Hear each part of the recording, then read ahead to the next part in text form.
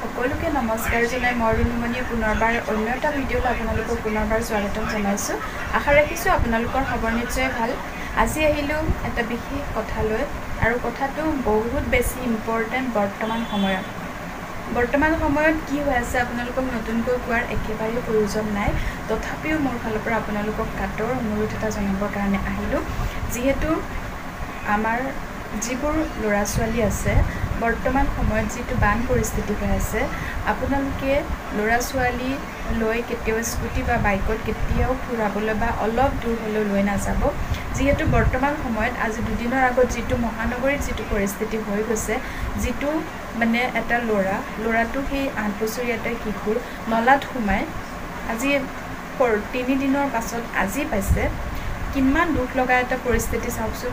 দেউতাকে গোটেই ৰাতিটো নলাৰ কাষতে বহি আছে, কিয়নো নিজৰ ল'ৰা ছোৱালী নহয় জানো। সেই নিজৰ ল'ৰা ছোৱালীটোক তেনেকৈ আপোনালোকে চকুৰ সন্মুখতে তেনেকৈ হ'বলৈ জানো দিব?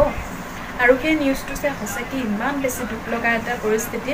সঁচাকৈ মোৰ আজিও যদি সেই কাহিনীটো মনত পৰে বৰ্তমানতো মোৰ সঁচাকৈ বহুত বেছি দুখ লাগে। চকুৰেদি পানী নিগৰি আহিছে, আপোনালোকক কিনো ক'ম।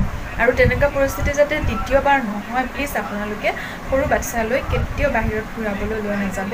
বৰ্তমান সময়ত যিহেতু বৰ্তমান প্ৰাকৃতিক দুৰ্যোগ হৈ আছে, আৰু এই দুৰ্যোগৰ সময়ত কেতিয়াও বাচ্চালৈ যাতে বাহিৰত আপোনালোকে স্কুটি বা বাইকত লৈ কোনো কাৰণত নাযাব, কিয়নো সঁচাকৈ বহুত বেছি দুখ লাগে, বহুত বেছি।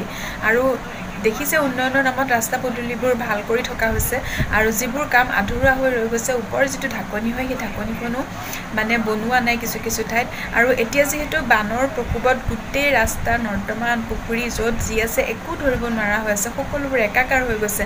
আৰু এইটো সময়ত যদি আমি কেনিবাৰ স্কুটি লৈ যাওঁ বা ক'ত নলা আছে ক'ত নৰ্দমা আছে ইমান চকুৰে মনিব নোৱাৰি, ইমান মনতো নাথাকে মহানগৰী নহয় জানো। মহানগৰী বুলি নহয়, যিকোনো ঠাইত তেনেকৈ বনাই থোৱা আছে ৰাস্তা পদূলিবোৰ।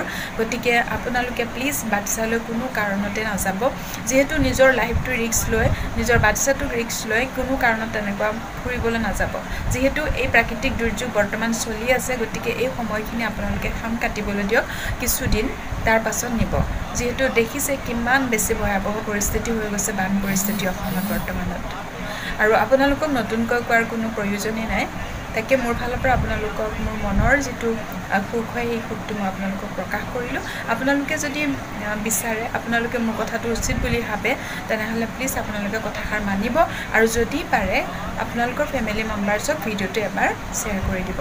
তেনেহ'লে ঠিকে আছে। সকলোৱে যাতে ছেফ আৰু কুশলে থাকে তাকে কামনা কৰি আজি মই আপোনালোকৰ মাজৰ পৰা বিদায় মাগিলোঁ। Bye bye, tech care.